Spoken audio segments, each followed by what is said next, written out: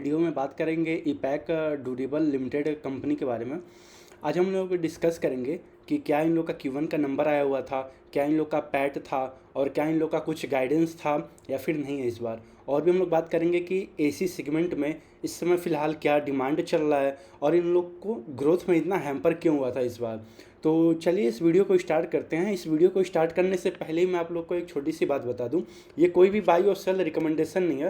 Please आप लोग अपना रिसर्च खुद करें, फिर आप अपना कोई भी कॉल लीजिए। तो चलिए स्टार्ट करते हैं। जैसा कि आप लोग देख सकते हैं स्क्रीन पे, अगर आप लोग Q1 FY26 का आप ईपैक का अगर नंबर देखोगे तो फिर 15% के अराउंड इन लोग का डिग्रोथ हुआ था ईयर ऑन ईयर। ऐसे अगर आप देखोगे तो फिर पैट भी स्टेबल रहा था, पैट में भी कुछ ना ग्रोथ नहीं आया था। अगर आप नंबर चेक करोगे अगर सेल्स का, तो ये 15% से डिग्रो हुआ था। लेकिन ये है इन लोग का इबिट्टा मार्जिन थोड़ा इंक्रीज हुआ है। ये इसलिए हुआ था क्योंकि इन लोग का जो छोटे मोटे और भी चीज़ें बना रहे हैं उससे अब ज़्यादा कंट्रीब्यूशन इन लोग का आना अब शुरू हो रहा है धीरे धीरे। पहले जो था FY25 में अगर आप लोग चेक करोगे तो 70+ जो रेवेन्यू था, अगर मान लीजिए 100 रुपये का अगर ये कुछ ओवरऑल सामान अगर ये बेचे हैं तो इसमें से 70 रुपये का ये एसी बेचते थे, यानी 70% इनके रेवेन्यू में कंट्रीब्यूशन रहता था एसी का। तो चलिए ऐसी और भी बात करते हैं। अगर आप इन लोग का ब्रांड का प्रोफाइल देखोगे, ये लोग क्या क्या मैन्युफैक्चर करते हैं क्या है, आप देख सकते हैं एसी है, कूलर है, वॉशिंग मशीन है, हेयर ड्रायर है, मिक्सर है और भी बहुत सारी चीज़ें हैं। आप यहाँ पे देख सकते हैं अच्छे तरीके से, ये सारे इनके प्रोडक्ट हैं, इंडक्शन वगैरह हैं। ये धीरे धीरे इन सब चीज़ें में भी आ रहे हैं। आप यहाँ पे देख सकते हैं वाटर प्यूरीफायर वगैरह में जो उसकी यूज होते हैं वो भी ये लोग मैन्युफैक्चर कर रहे हैं। मिक्सर ग्राइंडर है, एयर प्यूरीफायर भी है और भी आप देख सकते हैं टोस्टर वगैरह भी है। और भी धीरे धीरे हर एक चीज़ ये लोग जो छोटे छोटे सेगमेंट हैं उसको भी ये लोग ऐड ऑन करते जा रहे हैं। क्योंकि पहले जो इनका मेनली जो डिपेंडेंस था, एक तरीके से जो डिपेंडेंट थे वे ज़्यादातर एसी में ही थे। तो अब धीरे धीरे अगर आप लोग Q1 का नंबर देखोगे तो फिर वे 60 से 70% के बीच में था, लेकिन हल्का सा उन लोग का मतलब कम हुआ है। और FY26 में उन्होंने गाइडेंस भी दे रखा है कि वे लोग आराम से मान के चलिए कि 30% से एवब मान के चलिए वे लोग अब जो इन लोग के पास वॉशिंग मशीन, कूलर, ये सब जो अब चीज़ें बना रहे हैं उन सबसे अब ज़्यादा कंट्रीब्यूशन आएगा धीरे धीरे करके। तो और भी अगर आप देखोगे इस बार Q1 का, आप किसी भी एसी का भी, जो भी एसी या फिर कोई भी अगर हो, वे B2C हो या फिर B2B हो, अगर आप उन सबका देखोगे तो Q1 FY26 में सेल्स वगैरह हैम्पर हुए थे। इसका रीज़न ये था क्योंकि इस बार रेन वगैरह बहुत ही पहले आ गया था। यानी जो अगर आप पिछले साल कंपेयर करोगे तो वहाँ पे हीट वेव वगैरह बहुत ही तगड़े थे, यानी कि उस समय गर्मी वगैरह बहुत ही ज़्यादा थे और टेम्परेचर भी बहुत ज़्यादा था। तो इसी की वजह से उस समय डिमांड एक बैग मतलब बूस्टअप हो गया था।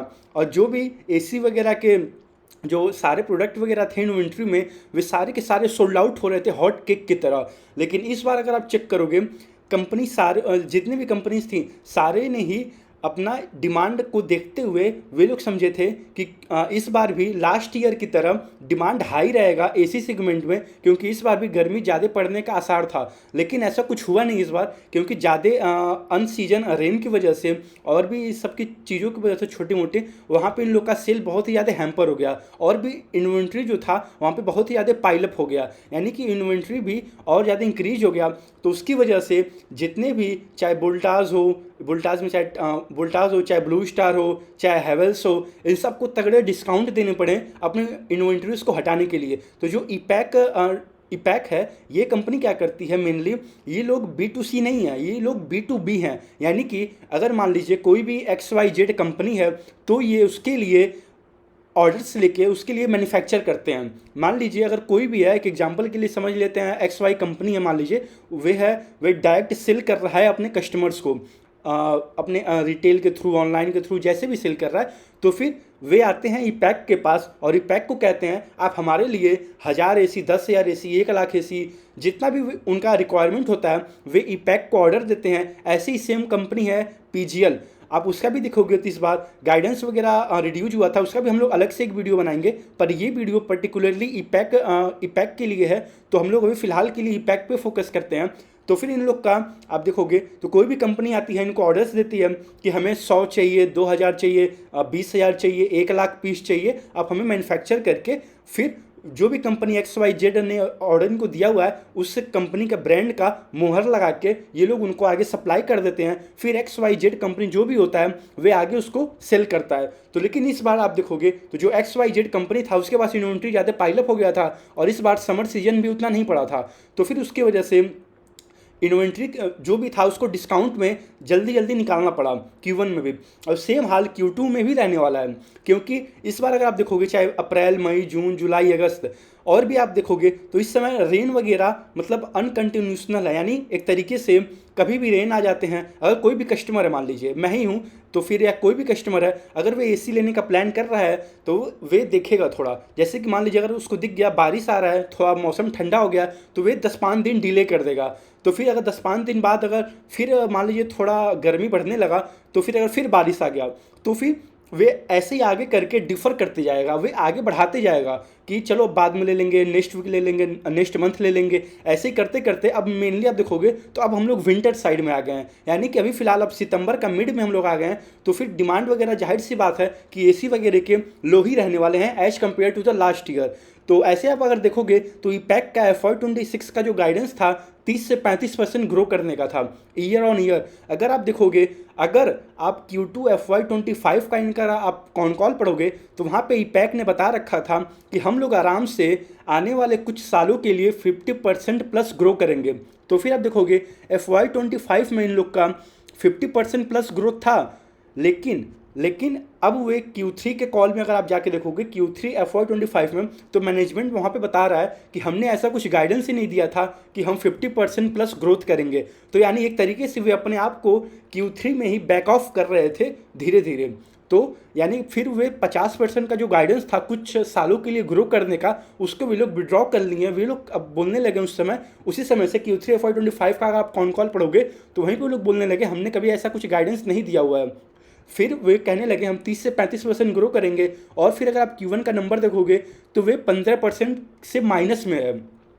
तो वही बात है, अभी फिलहाल के लिए अगर आप Q1 का इन लोग का कौन कौन पढ़ोगे जो लेटेस्ट हुआ है वहाँ पे बता रहे हैं कि हम लोग फर्दर अभी फिलहाल के लिए FY26 के लिए 30 से 35% ग्रोथ मान के चलते हैं और हम लोग अभी इसको मेंटेन करके चलते हैं और EBITDA मार्जिन 7.5% मान के चलते हैं। अगर ये लोग 35% 30 से 35% ग्रो करते हैं तो हम लोग मान के चल सकते हैं कि लास्ट ईयर से ये लोग आराम से 2800 करोड़ से लेकर 3000 करोड़ के बीच में ये लोग सेल अचीव कर लेंगे। लेकिन वही है, हमें quarter on quarter numbers check करना पड़ेगा कि ये लोग अचीव कर पाएंगे या नहीं कर पाएंगे। अगर अचीव कर पाते हैं तब तो वेल एंड गुड है। और भी अगर आप एक चीज़ देखोगे, इन लोग का एक प्लांट लाइव होने वाला है जो श्री सिटी का है, वे Q4 FY26 में लाइव हो जाएगा। और भी आप देखोगे इनका तो 450 करोड़ से लेकर 500 करोड़ के बीच में ये लोग ओवरऑल एक कैपेक्स भी कर रहे हैं, जो कि कुछ मतलब मान के चलिए साल 1.5 साल के लिए कैपेक्स चलेगा फिलहाल के लिए।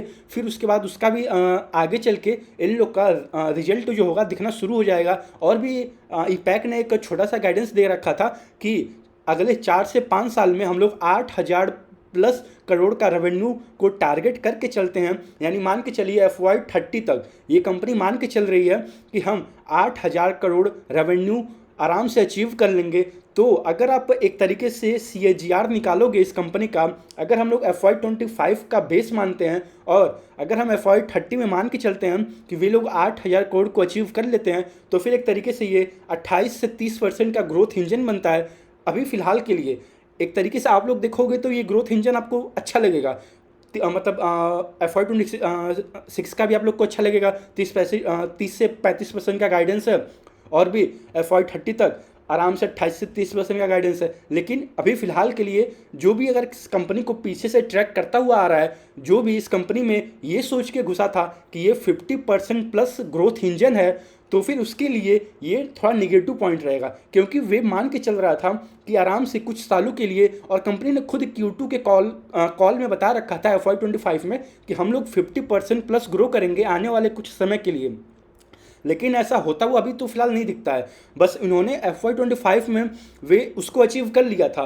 वो भी अचीव इसलिए हो पाया था क्योंकि उस समय डिमांड वगैरह बहुत ही तगड़े थे। और भी अगर आप देखोगे FY25 में इनसे हायर पेज से PGL ने ग्रो किया था।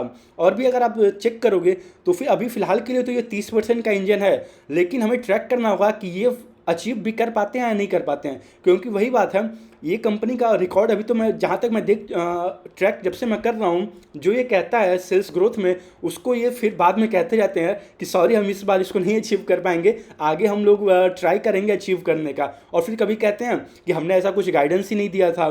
तो वही है, कंपनी ट्रैक करते रहिए। ईपैक अच्छी कंपनी है, नो डाउट, लेकिन वही है, अपने ये लोग जो जो अपने कॉन कॉल में ये लोग जो गाइडेंस दे रहे हैं, अगर उस वर्ड पे भी ये लोग मतलब टिके रहें तो अच्छी बात है। लेकिन हमें वही देखना होगा कि इससे फास्ट पेस से क्या कोई एसी मैन्युफैक्चरिंग में ग्रो कर रहा है या नहीं कर रहा है। अगर इनसे कोई फास्ट पेस से ग्रो करता है, या फिर इनसे फास्ट पेस से कैपेक्स भी करता है, इनसे फास्ट पेस से जिसका पैट वगैरह भी आता है आगे चल के, तो फिर जाहिर सी बात है विनर वही बनेगा। लेकिन अभी के लिए कंपनी ट्रैक करते रहिए। कंपनी नो डाउट अच्छी है, ये कोई भी बाई और सेल रिकमेंडेशन नहीं है। प्लीज़ आप अपना रिसर्च खुद करें, फिर आप अपना कोई भी डिसीजन लीजिएगा। तो चलिए इस वीडियो को यहीं तक रखते हैं। राधे राधे।